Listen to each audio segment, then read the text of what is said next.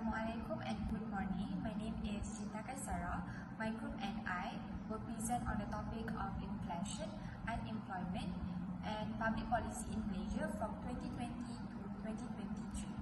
So between those periods, the Malaysia's economy faced significant disruptions due to global and domestic challenges including COVID-19 pandemic.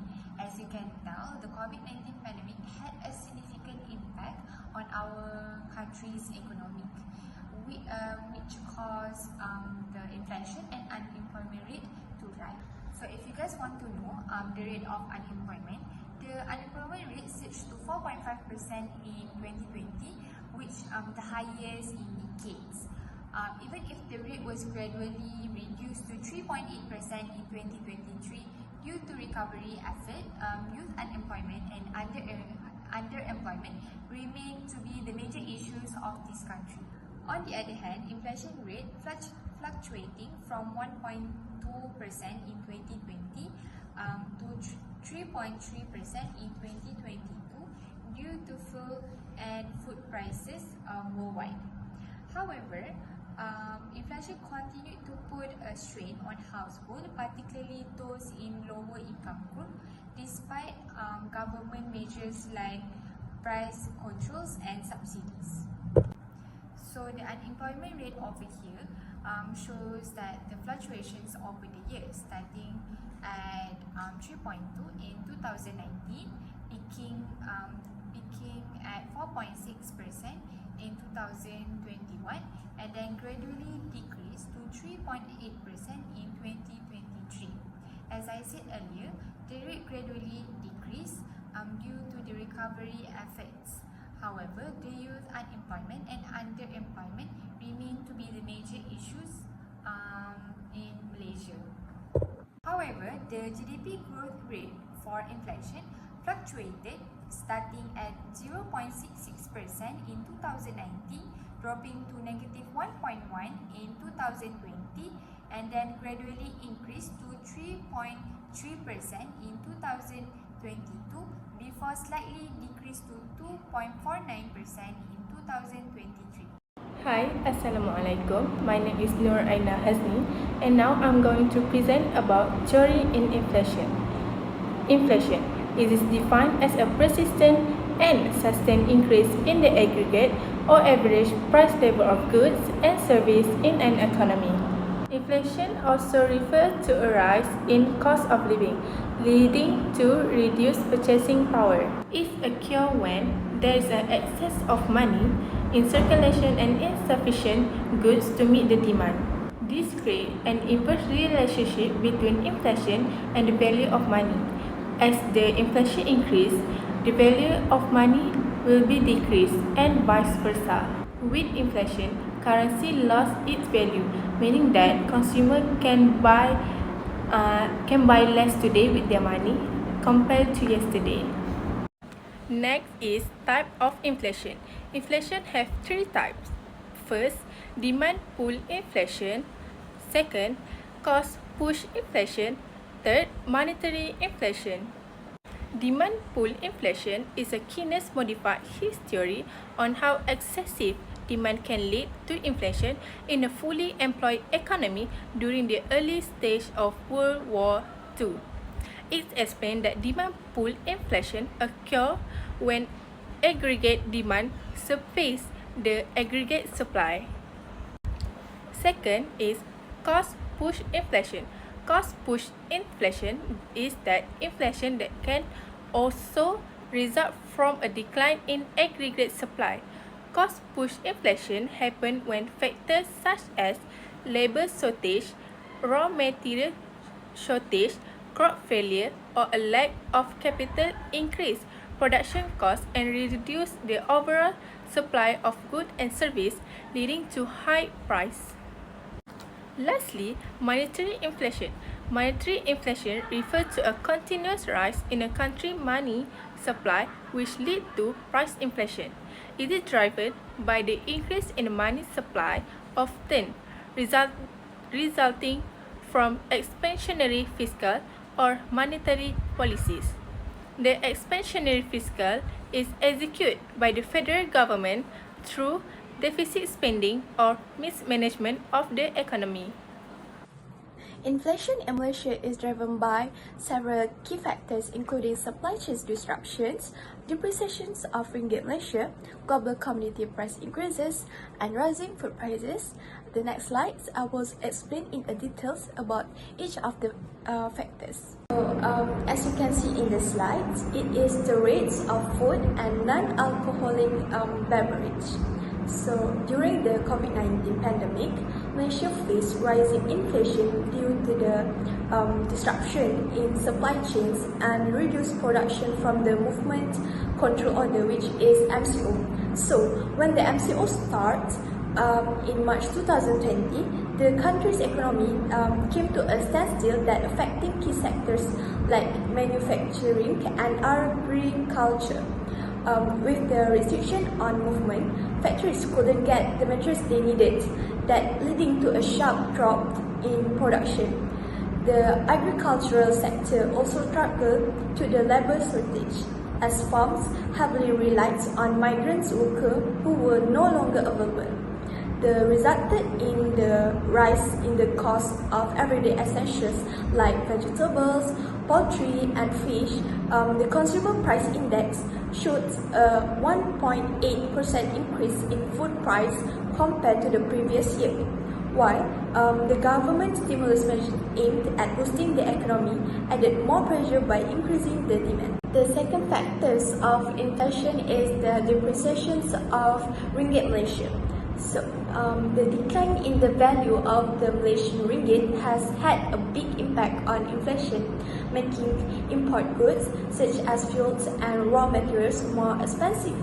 As the ringgit weakens, businesses found themselves facing higher costs, which they had to pass on to consumers through higher prices. This is because with a weaker currency, more ringgit are needed to buy the same amounts of foreign goods. As you can see in the graph, between January 2021 and June 2022, the ringgit dropped by about 15%, which led to a rise in costs across the board. Even though Malaysia is an oil producer, it still relies on importing refined petroleum products. So the fuel price went up too. This increase in fuel costs affected everything from transportation to the price of goods. Additionally, industries that depend on imported raw materials like metals and chemicals also saw a higher production cost. For many businesses, this increased profit margins and meant higher prices for consumers. In the end, people felt the pinch of this rising cost in their daily life. I will talk about the third factors, which is global commodity price increases. As you can see, it is the inflation rate from 1987 to 2029 in Malaysia. So, in his 2020 analysis of Malaysia's inflation, Aaron O'Neill pointed out that the country faced deflation that year, mainly due to the falling oil prices and low demand. But by 2021, inflation began to rise as commodity prices went up and global supply chains were disrupted. By 2022, inflation reached 3.3%, largely driven by higher food and energy costs. This rising cost of living became a serious concern for many Malaysians, especially for those from low-income households. Even though the government tried to help with subsidies and price controls, despite these efforts, the poorest population were hit the hardest. They are struggling with increasing economic inequality and food insecurity. While short-term measures like subsidies provide some relief, they also put a strain on public finance. A more long-term solution could involve focusing on increasing local food production and reducing dependence on imports to help stabilize the price. Let's move on to the last factors of inflation, which is rising food prices. The COVID-19 pandemic created huge disruptions in Malaysia's economy, as we all know, and rising food prices became one of the toughest challenges. During the MCO, price for everyday essentials like eggs, dry food, and fresh produce soared with more than 80%, as you can see in the graph. Of people in MCO phase 3 noticing the increases. This put a real strain on households, especially those who already struggling with financially. A big part of the price hike was due to the level of shortage caused by lockdowns, particularly in agriculture, where many farmers depend on migrant workers.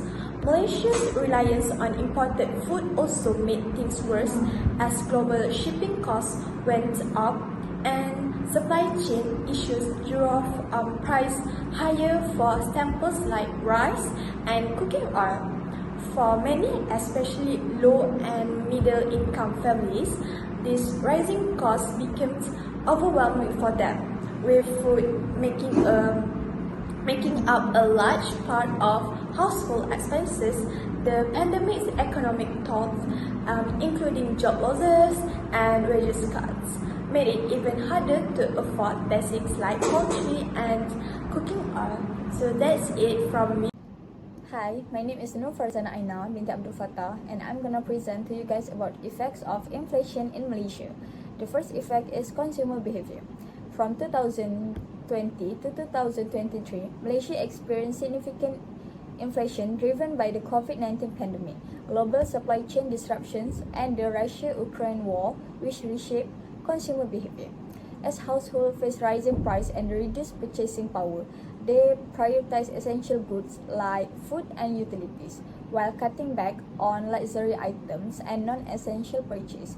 Many consumers sought cheaper alternatives, including generic and locally produced products. Aided by campaigns like Buy Malaysian product, the depreciation of the ringgit further increased the cost of imports, encouraging discount shopping and bulk buying. Retailers and e-commerce platforms saw a surge in demand for promotions and bundle offers, while inflation delayed big-ticket purchases such as property and vehicles. Some families turned to credit cards and loans to maintain their living standards. It is contributing to rising household debt.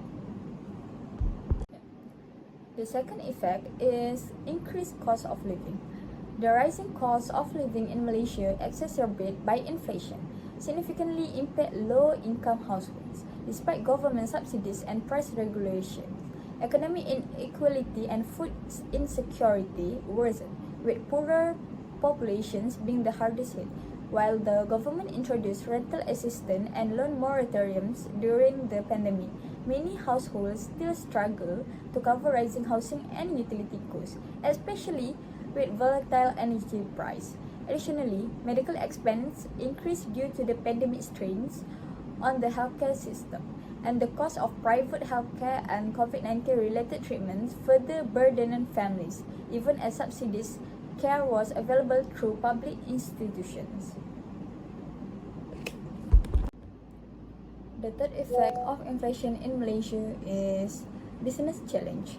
Inflation severely impacts Malaysian households, particularly low and middle income families, as the cost of everyday essentials rose. Small and medium-sized businesses (SMEs), which are vital to the economy, face significant challenge, including higher production costs, labor shortage, and reducing demand, leading to layoffs and closures. A report from the Malaysian Employees Federation revealed that 53% of SMEs experienced lower revenue. Despite government stimulus package like Permai and Pemulih, the recovery remains slow and uneven, with unemployment peaking at 5.3% in May 2020 and remaining high through 2021. The uneven distribution of aid and ongoing inflation further deepened economic inequalities, leaving many businesses and individuals still struggling. Last but not least is slower economic recovery. The COVID-19 pandemic and Malaysian Movement Control Order (MCO) significantly hindered economic recovery as business closure, job loss, and wage cuts lead to decreased disposable income and consumer spending. Rising inflation further exacerbates this issue, causing people to become more cautious with their spending. Sectors such as retail, hospitality, and tourism saw steep declines in sales and demand, making it difficult for businesses to generate revenue and rehire workers. This creates a cycle of reduced economic activity, where businesses struggle to expand or recover, ultimately slowing the country's overall economic growth. So now we are moving on to theory of unemployment. So if you guys wondering what is unemployment, unemployment is for people who are in a working age group that are able and willing to work but are unable to find a stable job. And unemployment is also to represent the number of people in the workforce who want to work but are unable to get jobs, and the number of those people used to gauge the health of economy in a country. So there are several types of unemployment that caused by different factors. First is the cyclical, frictional, seasonal, structural, cyclical, and technological. So what is classical unemployment? Classical unemployment, also known as real wage unemployment. So it occurs when trade unions push wages above the market equilibrium level, leading to a decrease in the demand for labor. And trade unions often negotiate for higher real wage, which can lead to a classical unemployment. Additionally, classical unemployment can be caused by government-imposed wage laws. Then for classical unemployment. So now we move to frictional unemployment. So frictional unemployment refers to short-term or temporary. So it occurs when individuals enter the labor market to seek job or when people leave their job, either voluntarily or because they were dismissed and remain unemployed for a period while searching for new employment. So for seasonal unemployment, it happens when certain product cannot be manufactured during specific seasons, leading to the temporary layoff of many workers for short periods throughout the year. So this is due to regular variations in weather, climate changes, or shifts in demand trends. Okay, so for the structural unemployment, it arises from the structural decline of industry that struggle to compete and adapt to evolving demands, new products, or changes in production method. A shift in demand patterns occurs when there are changes in consumer preferences, demographics, and introductions of new products or technologies that render existing products obsolete. So as a result, the skills of workers may no longer align with the available job opportunities. So for the technological employment occurs due to labor-saving production or new technologies that require workers to have different skills. So workers who lose their jobs will need to acquire new skill, and the government, therefore the government should assist them by offering retraining or reskilling programs. For cyclical unemployment, it also referred to as demand deficient unemployment. So this occurs due to insufficient demand during the downturn of business cycle or a recession. So it arises because a recessionary gap compels businesses to reduce costs by laying off a large number of workers. So let's move on to the next slide, which is the factor unemployment in Malaysia. The COVID-19 pandemic from 2020 to 2022 has significantly affected on unemployment in Malaysia due to its impact on workers, businesses, and government policies. So these are some of the factors, which is first, youth unemployment, second, movement control order (MCOs), third, business closure, and lastly, automation and digitalization. So let's move on to the first point, which is youth unemployment. As you can see based on the graph, youth unemployment in Malaysia has a highest record of 12.1% by the end of 2020, exacerbated by the pandemic, which particularly affect individuals aged from 20 to 24. Employers reduce hiring effort, making it difficult for graduated or young job seekers to find a job or to find the employment. Contributing factors including lack of opportunity, an increase in graduate, and mismatch between skill and labor market demands. Automation and reliance on foreign labor has further compounded on this issue. Although government already initiate like job retraining aim to address these challenges. So for the second point is movement control orders (MCOs). To curb the spread of COVID-19, Malaysia implement a series of movement control orders (MCO), which is starting in March 2020, which includes strict lockdown. This restriction forced non-essential business to close, severely impact on industry like retail, tourism, hospitality, and transportation. This result in widespread job losses and cut of wages, further slowing economic activity despite phased reopening through condition and recovery (MCOs). The third point is business closure. Small and business enterprise (SME), which contribute 38.2% to Malaysia's GDP and employ nearly 70% of workforce, were hit hardest by the pandemic. Many SMEs struggling with cash flow due to declining demand and fixed operational costs.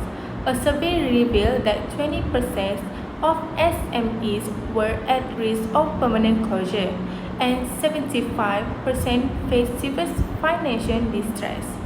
This closure led to significant job loss, with unemployment peaking at 5.3% in May 2020, the highest in the decades. The ripple effect include reduced consumer spending, supply chain distribution, rising inflation, and widening income inequality. Last but not least, which is automation and digitalization. The pandemic accelerated the adoption of automatic and digital technologies among businesses to reduce the cost and adapt to the restriction. However, this shift disproportionately affect low-skilled workers in sectors like manufacturing, operational, and hospitality, many of whom lost jobs to machine and digital processes. Workers with higher education or specialized skills fare better, while low-income households experience prolonged unemployment and income disparities. This is further deepening inequality. Unemployment is a significant issue that impacts individuals, communities, and economies in various ways. While it might seem like it's just an economic problem, the effects of unemployment reach far beyond job loss, touching people's mental health, social well-being, and the fabric of society itself. Economically, it represents a waste of valuable resources, while socially and personally, it can lead to a host of negative outcomes. Unemployment affects people in many ways, both personally and socially. Economically, when people are out of work, it is like wasting valuable resources. Labor, which is essential for producing goods and services, goes unused, leading to a permanent loss in what could have been produced. This means the economy doesn't grow as much as it could. Next, on a personal level, losing a job can really hurt someone's sense of self-worth. It is not just about losing income, but also feeling disconnected and unproductive, which can lead to a frustration, sadness, and even a loss of purpose. This often causes people to feel isolated or out of place, which can result in social unrest and conflict both within themselves and with others.